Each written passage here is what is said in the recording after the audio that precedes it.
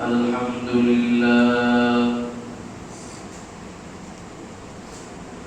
الحمد لله نحمده ونستعينه ونستغفره ونعوذ بالله من شرور أنفسنا ومن سيئات أعمالنا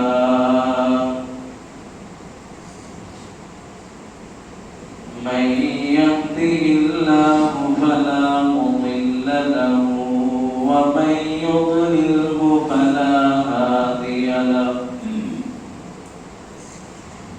ونشهد أن لا إله إلا الله وحده لا شريك له لا ضد له ولا ند له ولا مثل له ونشهد أن سيدنا وسندنا وإمامنا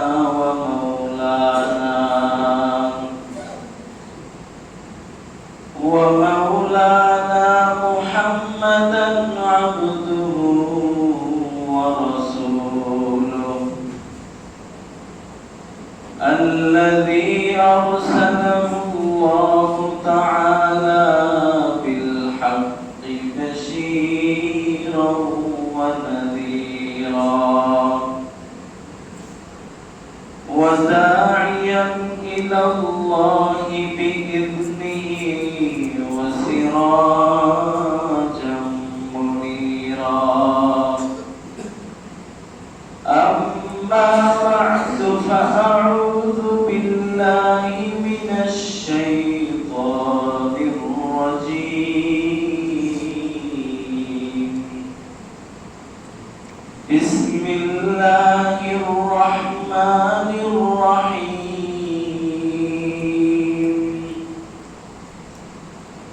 فلما بلغ معه السعي قال يا بني إني أرى في المنام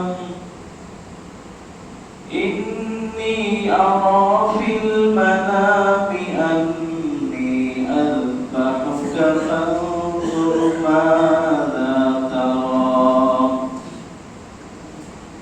قال يا أبت افعل ما تؤمر ستجدني إن شاء الله من الصابرين. وقال النبي عليه الصلاة والسلام ما عمل آدم من عمل يوم النحر أحب إلى الله من إهراق الدم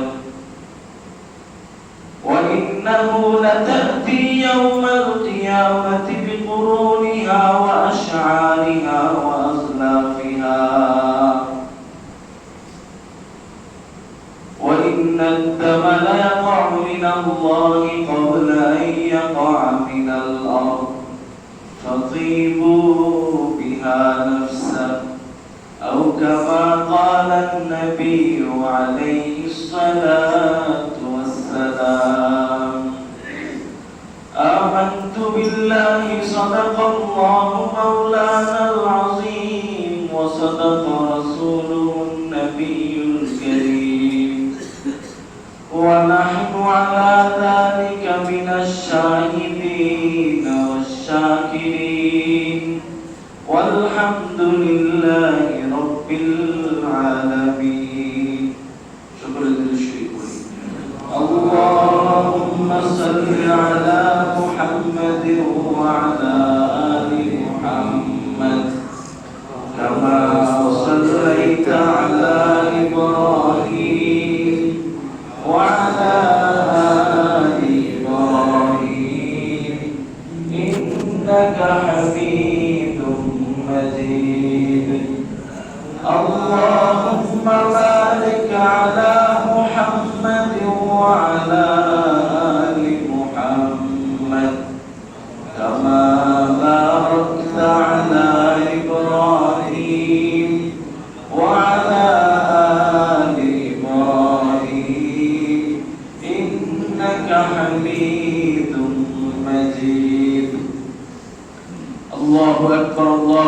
أكبر لا إله إلا الله والله أكبر ولله الحمد الله أكبر لا إله إلا الله والله أكبر ولله الحمد الله أكبر لا إله إلا الله والله أكبر ولله الحمد الحمد لله আল্লাহ পাক রব্বুল ইজ্জাতের দরবারে হাজার কোটি শুকরিয়া যে আল্লাহ তাআলা আপনাকে আমাকে পবিত্র ঈদুল আজহার দিনে ঈদুল আজহার নামাজ পড়ার জন্য মসজিদে আসার মতো বসার মতো তৌফিক দান করেছেন। এর শুকরিয়া স্বরূপ সকলেই কালিমাতুশ শুকর আদায় করে বলি আলহামদুলিল্লাহ। আজকের এই দিন সম্পর্কে আমরা সকলেই জানি। আজকের এই দিনটা হলো ইয়াউমুন নাহর, ঈদুল আজহার দিন। ঈদুল আজহাকে আমরা স্বাভাবিকভাবে বলি কুরবানির ঈদের দিন। ঈদ শব্দের অর্থ হলো আনন্দ উৎসব, আর আযহা এর অর্থ হলো কুরবানি। এই কুরবানি শব্দটা আমাদের বাংলা ভাষায় এবং ফার্সি ভাষায় এবং উর্দু ভাষাতে কুরবানি শব্দটা ব্যবহৃত হয়। ফার্সি ভাষায়, উর্দু ভাষায়, বাংলা ভাষায় কুরবানি শব্দটা ব্যবহার হলেও এই শব্দটা মূলত আরবি শব্দ কুরবান থেকে এসেছে, যার অর্থ হলো মা ইয়াতাকাররাবু বিহি ইলাল্লাহি তাবারাকা ওয়া তাআলা, এমন জিনিস যার মাধ্যমে আল্লাহ পাকের নৈকট্য হাসিল করা হয়, সেই জিনিসটাকে বলা হয় কুরবান। তো কুরবানের শাব্দিক অর্থ হলো নৈকট্য লাভ করা। তো কার নৈকট্য লাভ করবে? আল্লাহ পাকের নৈকট্য লাভ করবে। এজন্য আবিধানিকভাবে আল্লাহ পাককে রাজি খুশি করার জন্য বান্দা যত আমল করবে সবগুলোকে কুরবানি বলা হয়। কিন্তু আমাদের দ্বীন ও ইসলাম শরীয়তের পরিভাষায় কুরবানির নির্দিষ্ট একটা অর্থ আছে। মা ইউযবাহু মিন বাহিমাতিল আনআমি ফি ওয়াক্তিন মাখসুসিন বিনিয়াতিত তাকাররুবি ইলাল্লাহি তাবারাকা ওয়া তাআলা, যে পশুকে নির্দিষ্ট সময়ে নির্দিষ্ট পদ্ধতিতে একমাত্র আল্লাহ পাককে রাজি খুশি করার জন্য নির্দিষ্ট কিছু পশুকে জবাই করার নাম হলো কুরবানি। তাহলে আমরা বুঝতে পারলাম কুরবানি কাকে বলে এবং ঈদ শব্দের অর্থটা কি তাও বুঝতে পেরেছি। এখন একটা বিষয় জানার, ঈদুল আযহা কুরবানির আনন্দের দিন। তো এই দিনে মুমিন বান্দার জন্য আনন্দ, কিসের আনন্দ হবে? মুমিন বান্দা উৎফুল্ল হবে, আনন্দিত হবে, সে উৎসব পালন করবে। তো কি উদ্দেশ্যে সেই উৎসব? কয়েকটা কারণে মুমিন বান্দা আজকে আনন্দের দিন। এর মধ্যে এক নম্বর কারণ হলো আল্লাহ পাক রব্বুল আলামিন আমাদের জান, আমাদের মালকে তিনি আমাদের থেকে জান্নাতের বিনিময়ে ক্রয় করে নিয়েছেন। ইন্নাল্লাহা আশতারা মিনাল মুমিনিনা আনফুসাহুম ওয়া আমওয়ালাহুম বিআন্না লাহুমুল জান্নাহ। আল্লাহ আমাদের জানকে, আমাদের মালকে ক্রয় করে নিয়েছেন। আমাদের জান এটা আমাদের নয়, আমাদের সম্পদ এটা আমাদের নয়, এটা আল্লাহ পাকের দেওয়া। আল্লাহ পাক যে জিনিসটা আমাকে দিয়েছেন ওই জিনিসটা থেকে সামান্য কিছু আল্লাহ পাক আমার কাছে চেয়েছেন। আল্লাহ চেয়েছেন যে বান্দা তুমি আমি আল্লাহকে দাও। তো আল্লাহ পাকের কিছু পছন্দনীয় বান্দা তারা এই কুরবানির দিনে আল্লাহ পাকের চাহিদা তারা বুঝতে পেরেছেন। আল্লাহ পাক তাদের কাছে তাদের সম্পদ থেকে একটি পশু ক্রয় করে আল্লাহর নামে কুরবানি দেওয়ার এই চাহিদাটা বান্দা জানতে পেরেছে। তো আল্লাহ পাকের এই চাহিদাটা জেনে ওই বান্দা আমল করে আল্লাহ পাককে রাজি খুশি করার জন্য ওই বান্দা যে নিজের সম্পদকে আল্লাহর নামে ঢালতে পেরেছে, এজন্য মুমিন বান্দার জন্য আজকে আনন্দ। যে সম্পদ এটা আমার ছিল না, আল্লাহ পাকের দেওয়া ছিল, এই সম্পদটাকে আমি আল্লাহর জন্য দিতে পেরেছি, এজন্য আজকে মুমিন বান্দার জন্য আনন্দের দিন। আজকে আনন্দের দিন দ্বিতীয় কারণ, আমরা আল্লাহ পাকের জন্য যে কুরবানি করব, এই কুরবানির বিনিময়ে আল্লাহ পাক আমাদেরকে যে বিরাট বিরাট ফজিলত দিবেন, এই কুরবানির বিনিময়ে আল্লাহ পাক যে আমাদের মতো নালায়েক গুনাহগার বান্দাদেরকে আজকে ক্ষমা করবেন, এজন্য আমাদের জন্য আজকে আনন্দের দিন। আল্লাহ পাক এই কুরবানির বিনিময়ে কেমন ফজিলত দিবেন, রাসূল আকরাম সাল্লাল্লাহু আলাইহি ওয়াসাল্লামের এক সাহাবী বা একজন সাহাবী নবীর কাছে জিজ্ঞাসা করলেন, মা হাদিহিল আওয়াহি ইয়া রাসূলুল্লাহ, ও নবী এই কুরবানি এটা কি জিনিস? তখন নবী করিম সাল্লাল্লাহু আলাইহি ওয়াসাল্লাম বলেছেন, সুন্নাতু আবিকুম ইব্রাহিম, এই কুরবানি হলো তোমাদের আদি পিতা, তোমাদের জাতির পিতা ইব্রাহিম আলাইহিস সালাতু ওয়াস সালামের সুন্নাত, তার রীতিনীতি এটা। ওয়া মা লানা ফিহা ইয়া রাসূলুল্লাহ, সাহাবীরা জিজ্ঞাসা করলেন, হে নবী আমরা এই কুরবানি করলে কি ফজিলত পাবো? নবী করিম সাল্লাল্লাহু আলাইহি ওয়াসাল্লাম বললেন, বিকুল্লি শাআরাতিন হাসানাহ, পশুর প্রত্যেকটা পশমের বিনিময়ে আল্লাহ পাক একটা একটা করে নেকি দান করবেন। সুবহানাল্লাহ। সাহাবীরা জিজ্ঞাসা করলেন, ওয়া সুবু ইয়া রাসূলুল্লাহ, হে আল্লাহর রাসূল, যদি ওই পশুটা সে লোমশ পশু হয়, যার পুরো গায়ে লোম আর লোম, এমন পশু যদি হয়, তারও সকল লোমের বিনিময়ে আল্লাহ তাআলা একটা একটা করে নেকি দিবেন। নবী করিম সাল্লাল্লাহু আলাইহি ওয়াসাল্লাম বলেন, বিকুল্লি শাআরাতিন মিনাস সুফি হাসানা, হ্যাঁ লোমশ পশু যদি হয়ে থাকে, তার সকল লোমের বিনিময়ে, সকল পশমের বিনিময়ে মুমিন বান্দাকে আল্লাহ তাআলা একটা একটা করে নেকি দিবেন। সুবহানাল্লাহ। তাহলে কত বড় ফজিলতের দিন আছে। নবী করিম সাল্লাল্লাহু আলাইহি ওয়াসাল্লাম অন্য হাদিসে বলেন, মা আমিলা আদামু মিন আমালি ইয়াউমিন নাহরি আহাব্বু ইলা আল্লাহি মিন ইদরাকিদ দাম, আল্লাহ পাকের কাছে এই ইয়াউমুন নাহর কুরবানির ঈদের দিনে সবচেয়ে পছন্দনীয় আমল হলো বান্দা আল্লাহ পাকের রাজি খুশি করার জন্য পশু কুরবানি করবে। ওয়া ইন্নাহু লাতাতি ইয়াউমাল কিয়ামাতি বিকুরুনিহা ওয়া আশআরিহা ওয়া আযলাফিহা, যে পশুটাকে সে কুরবানি করবে আখিরাতের ময়দানে সেই পশু তার সকল অঙ্গ নিয়ে উপস্থিত হবে। ওয়া ইন্নাহু লাতাতি ইয়াউমাল কিয়ামাতি বিকুরুনিহা ওয়া আশআরিহা ওয়া আযলাফিহা, ওয়া ইন্নাহু লাতাতি ইয়াউমাল কিয়ামা বিকুরুনিহা ওয়া আশআরিহা ওয়া আযলাফিহা, সে তার হাতে সকল কিছু নিয়ে আল্লাহর কাছে যাবে। আল্লাহ পাক রব্বুল আলামিন যে বান্দা কুরবানি করেছে, সেই কুরবানির পশুর রক্ত জমিনে পড়ার পূর্বে ওই বান্দার কুরবানি কবুল করে তাকে সম্পূর্ণ মাফ করে দিলেন। সুবহানাল্লাহ।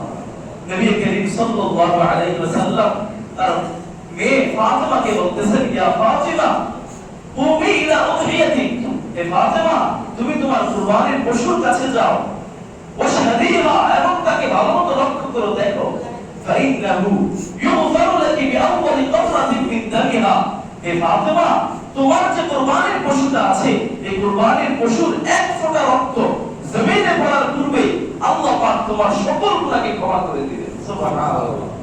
তাহলে এত বড় ফজিলত, আল্লাহ এত নেকি দিবেন, এত গুনাহকে ক্ষমা করবেন। মুমিন বান্দা সে যখন খেয়াল করবে, আরে আমার সামান্য কিছু সম্পদ ব্যয় হয়েছে, এর বিনিময়ে আল্লাহ পাক তিনি এত কিছু আমাকে দিবেন, এত নেকি দিবেন, আমার এত গুনাহ ক্ষমা করবেন, এজন্য আজকে মুমিন বান্দার জন্য আনন্দের দিন। আজকে মুমিন বান্দার জন্য কিসের আনন্দের দিন?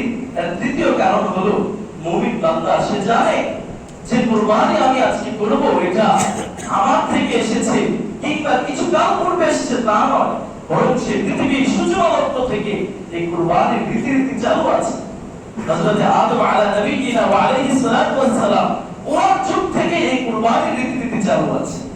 আদম আলাইহিস সালাতু ওয়াস সালামের দুই সন্তান হাবিল কাবিল তারা কুরবানি করেছিল, যেটার কথা কোরআনে এসেছে, ওয়াতু আলাইহিম নারাআতাই আদম বিল হক إذ قربا قربانا فتقبل من أحدهما ولم يتقبل من الآخر।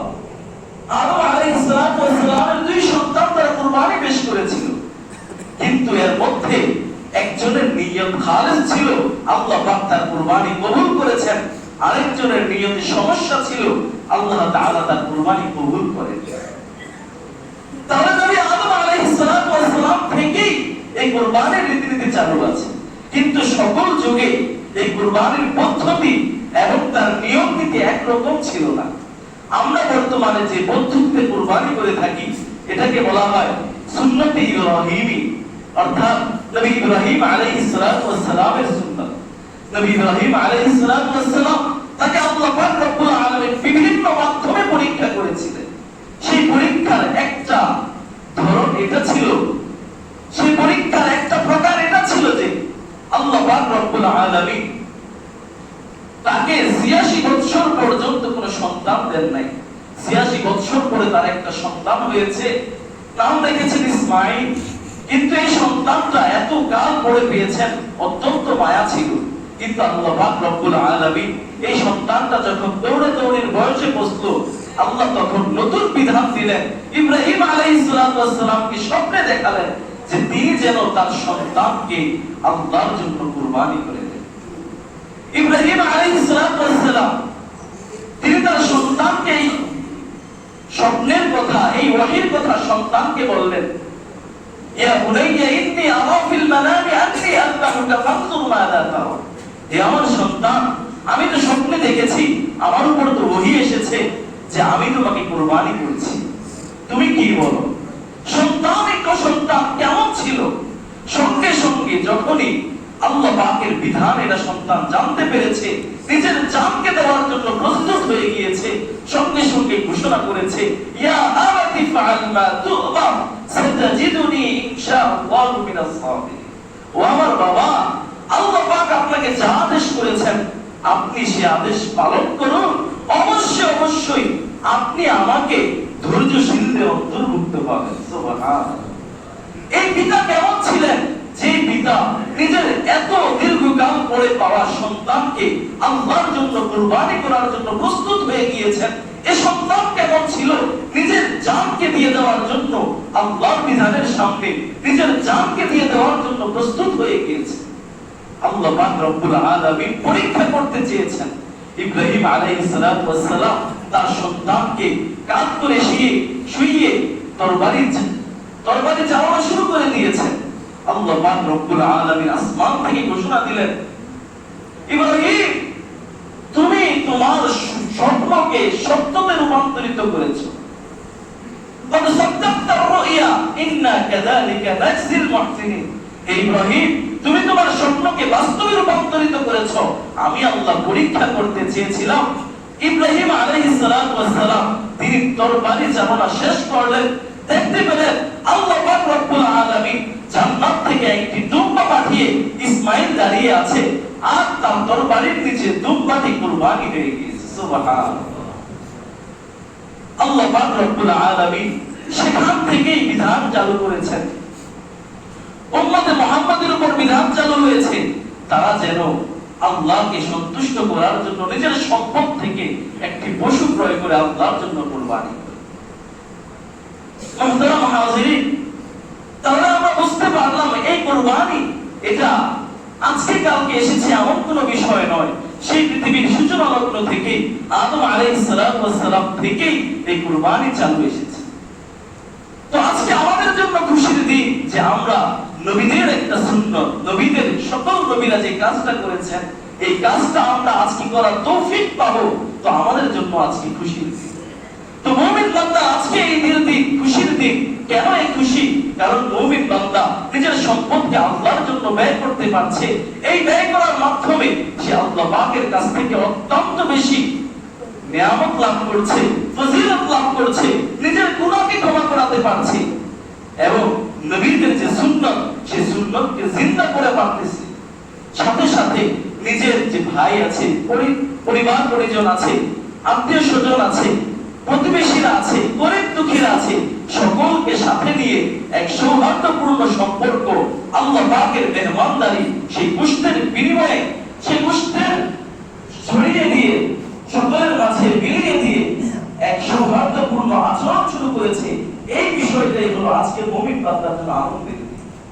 মুহতারাম হাজিরিন, তো যাদের উপর কুরবানি আবশ্যক তারা তো কুরবানি করবেই, কিন্তু যদি কেউ এমন থেকে থাকে যার উপর কুরবানি আবশ্যক ছিল কিন্তু এরপর ওই বান্দা কুরবানি করেনি, তার ব্যাপারে রাসূল সাল্লাল্লাহু আলাইহি ওয়াসাল্লাম অত্যন্ত বড় ধমকি দিয়েছেন।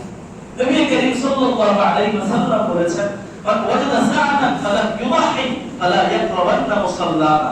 যে সুযোগ পেয়েছে কুরবানি করা, আল্লাহর জন্য কুরবানি করার সুযোগ পেয়েছিল, শক্তি সামর্থ্য ছিল, কিন্তু এরপর সে করেনি, সে যেন ঈদগাহে না আসে।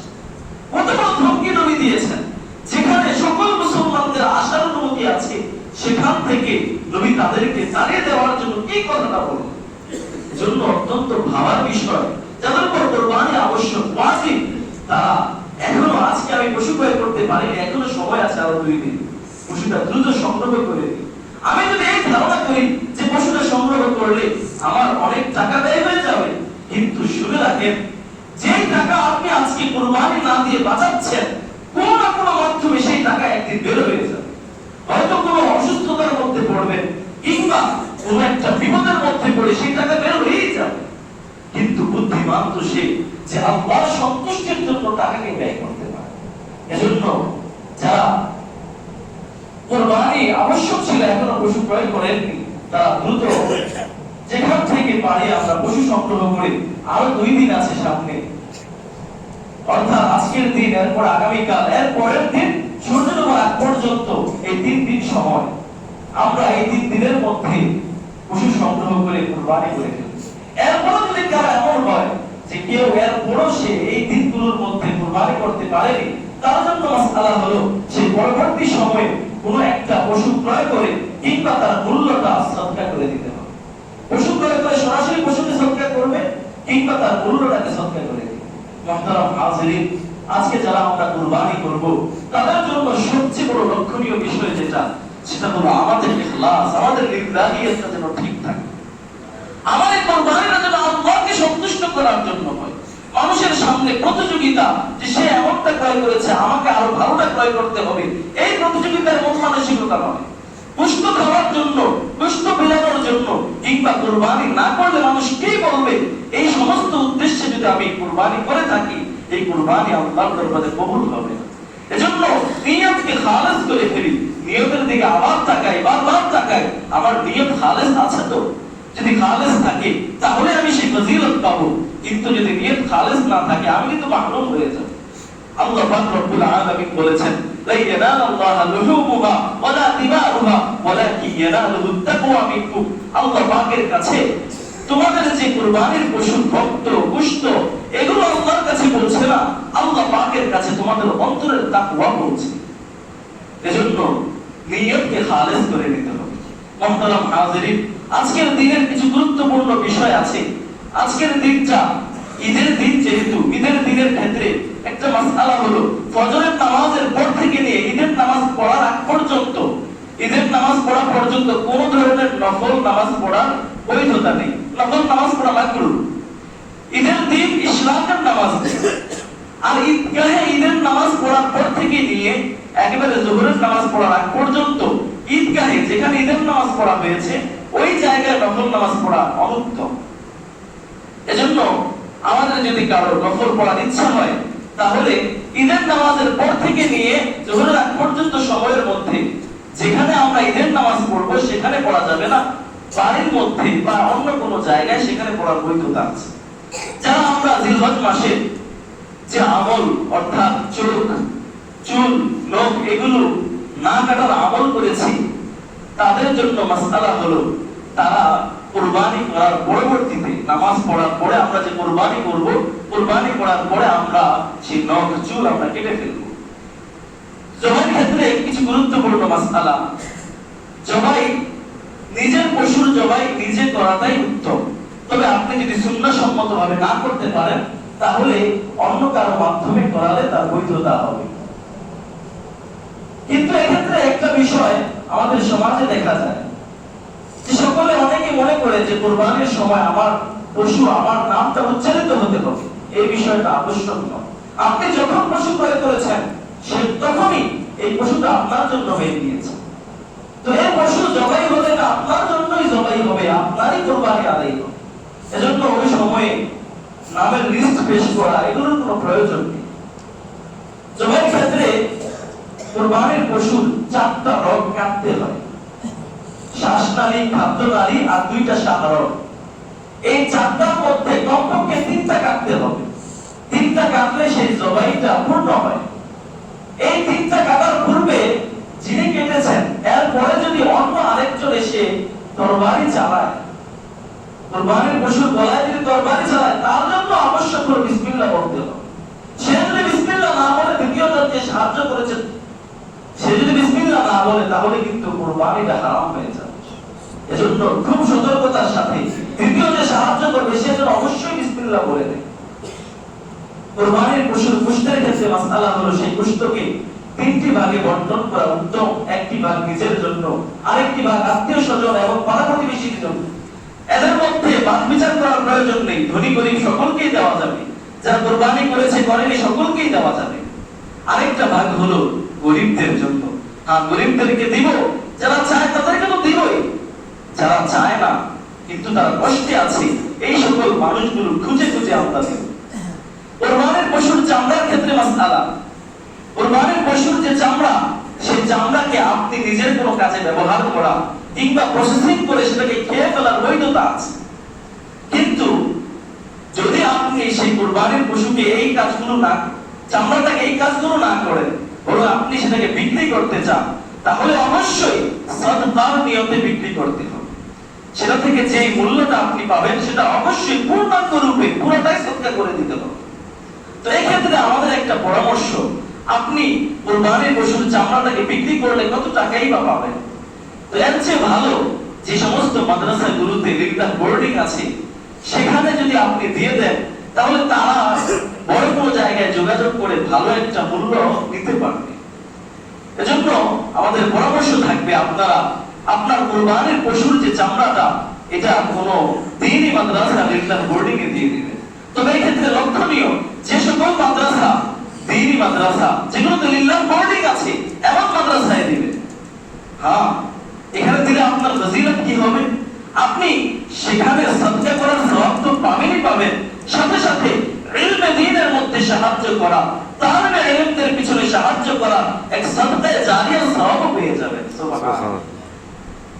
ইলমে দ্বীনের মধ্যে সাহায্য করার সওয়াব পাবেন, যে আপনার এই অর্থ থেকে যে তালিবে ইলম দ্বীনি ইলম শিক্ষা করবে, সে যা শিখবে তার সওয়াব আপনি পাবেন, সাথে সাথে সে শিখে যা আমল করবে সবকিছুর সওয়াব আপনি পাবেন। এজন্য অত্যন্ত সুন্দর একটা পদ্ধতি, আমার কুরবানির পশুকে আমি নির্দিষ্ট কোনো মাদ্রাসার লিল্লাহ বোর্ডিং এ দিয়ে দিই। তো এই ক্ষেত্রে আমরা সকলেই জানি, আমাদের এই এলাকার মধ্যে দীর্ঘদিন ধরে জামিয়া রাব্বানিয়া আরাবিয়া তারা কুরবানির পশুর চামড়া কালেকশন করে যাচ্ছেন। আমাদের সকলের শ্রদ্ধেয় মুরব্বী মাওলানা আব্দুর রহমান সাহেব, আমাদের পূর্বের খতিব সাহেব যে মাদ্রাসা ছিলেন, এই মাদ্রাসার তালেবে ইলমরা এখানে আসেন আপনাদের কাছ থেকে কুরবানির পশুর চামড়া নেওয়ার জন্য। তো আমরা নির্দ্বিধায় এই প্রতিষ্ঠানের উপর আস্থা রেখে আমরা দিতে পারি, এবং এই প্রতিষ্ঠান আল্লাহ পাকের কাছে কবুল এক প্রতিষ্ঠান, ইলম আমলের সমন্বয়মূলক এক প্রতিষ্ঠান, যে প্রতিষ্ঠানে দান করলে অনেক মানুষের মনের আশা পূরণ হয়েছে। ছোট্ট একটা ঘটনা বলি, কিছুদিন পূর্বে ওই মাদ্রাসাতে একজন আল্লাহর বান্দা, সে ওই মাদ্রাসার সদস্যপদ গ্রহণ করেছে। সদস্যপদ গ্রহণ করেছে নবীজির নামে। যেই রাতে ওই আল্লাহর বান্দা ওই মাদ্রাসাতে সদস্যপদ গ্রহণ করেছে, ওই রাতে ওই বান্দা নবীজি সাল্লাল্লাহু আলাইহি ওয়াসাল্লামকে স্বপ্নে দেখেছে। সুবহানাল্লাহ। এজন্য সেই প্রতিষ্ঠানে, খুব মকবুল প্রতিষ্ঠান, সেই প্রতিষ্ঠানে আমরা নির্দ্বিধায় আমার কুরবানির পশুর চামড়াকে দিতে পারবো ইনশাআল্লাহ। মুহতারাম হাজিরিন, 7টা বেজে গিয়েছে, এখন ইনশাআল্লাহ জামাত দাঁড়িয়ে যাবে। আমরা যারা এখনো বাহিরে আছি দ্রুত আমরা চলে আসি। তো বছরে যেহেতু ঈদের নামাজ মাত্র 2 বার আসে, এজন্য ঈদের নামাজ পড়ার পদ্ধতিটা অনেক ভাইয়েরাই ভুল করে ফেলেন, ভুলে যান। এজন্য সংক্ষিপ্ত ভাবে ঈদের নামাজ পড়ার পদ্ধতিটা বলে দিচ্ছি। ঈদের নামাজ এটা হলো ওয়াজিব নামাজ। নিয়ত করলেই হবে এই ইমামের পিছনে আমি ঈদের 2 রাকাত ওয়াজিব নামাজ পড়ছি। এই ঈদের নামাজ পড়ার পদ্ধতি কি? 2 রাকাত নামাজ আমরা সাধারণ যেভাবে পড়ি ওইভাবেই পড়া হবে। তবে পার্থক্য হলো এই ঈদের নামাজের মধ্যে 6টা অতিরিক্ত তাকবীর আছে। প্রথম রাকাতে 3টা, দ্বিতীয় রাকাতে 3টা।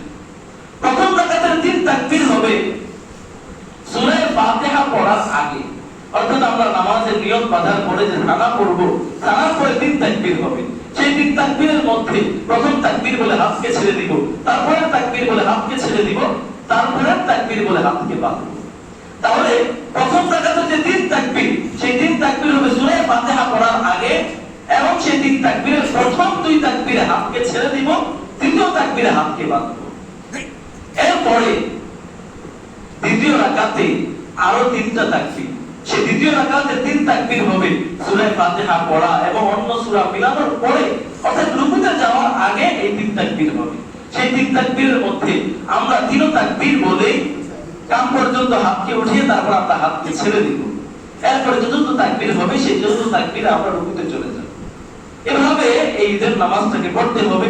ঈদের নামাজ পড়ার পরবর্তীতে আমরা সকলে তাকবীরে তাশরীক একবার আল্লাহু আকবার আল্লাহু আকবার লা ইলাহা ইল্লাল্লাহ আল্লাহু আকবার আল্লাহু আকবার ওয়া লিল্লাহিল হামদ সকলে একবার সমস্বরে বলবো।